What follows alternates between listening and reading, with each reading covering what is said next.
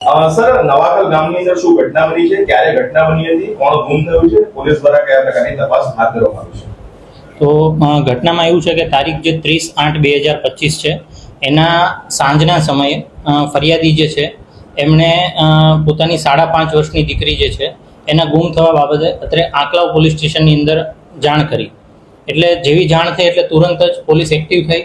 Anklav police સ્ટેશનના પીઆઈએ તુરંત જ BNSની કલમ 137(2) મુજબ અત્રે ગુનો દાખલ થયેલો અને પોતાના તમામ સ્ટાફને આ બાળકીની શોધખોળમાં લાગી જવા માટે સૂચના આપી અને પોતે પણ લાગી ગઈ અને આ બાળકીની શોધખોળ અને તપાસમાં રોકાયેલા. તપાસ દરમિયાન એવું જાણવા મળ્યું કે ભાઈ નવાકલ ગામના CCTV જે છે એ ચેક કરતા એક ઈસમ જે છે એ આ જે નાની બાળકી છે એને લઈ જતા CCTVની અંદર નજરે પડે છે. પોતાના બાઇકની પાછળ બેસાડીને લઈ જાય છે. આગળના અમુક CCTV જોતા એ જ ઈસમ છે એ બાળકીને લઈ જાય છે એ વસ્તુને સમર્થન મળ્યું. એટલે ત્યારબાદ તરત જ આ જે બાળકી છે એ બાબતે આ જે શંકાસ્પદ ઈસમ છે એને રાઉન્ડ અપ કરી અને પોલીસે પોતાની તપાસ ચાલુ કરેલ છે.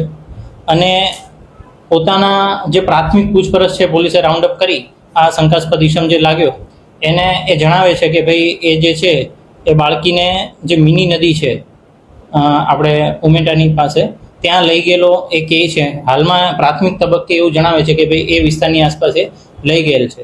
તો એ વિસ્તારની અંદર અત્યારે આ જે ગુનાની જે ગંભીરતાને જોઈને અમારા જિલ્લા પોલીસ અધિક્ષક શ્રી આણંદ જે છે SP સાહેબે અમને LCB લોકલ પોલીસ સ્ટેશનની ટીમ છે, બોરસદ રૂરલ છે, બોરસદ ટાઉન છે, ભાદરણ પોલીસ સ્ટેશન છે, આ તમામ ટીમો બ્રાન્ચની અને લોકલ પોલીસ સ્ટેશનની તમામ ટીમો બનાવી આ ગુનાની ગંભીરતાને ધ્યાનમાં રાખી આ બાળકીની શોધખોળ કરવા માટે સૂચના આપી અને અત્યારે તમામ ટીમો એ દિશામાં કામ કરી રહી છે.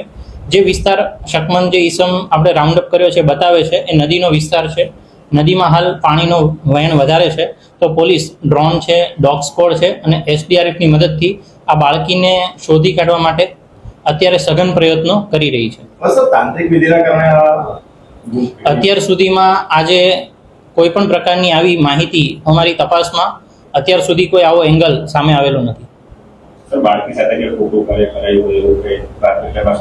હજી સુધી જ્યાં સુધી બાળકી આપણને ન મળી આવે ત્યાં સુધી આપણે એ બાબતે હજી તપાસ ચાલુ છે. કારણ કે શંકાસ્પદ ઈસમ જે છે એની પૂછપરછ હજી ચાલુ છે અને એ પોતાની જે પૂછપરછમાં આગળ જણાવશે એ પ્રમાણે પોલીસ જે છે એ પોતાની જે કાર્યવાહી છે ઇન્વેસ્ટિગેશન એ કરી રહી છે.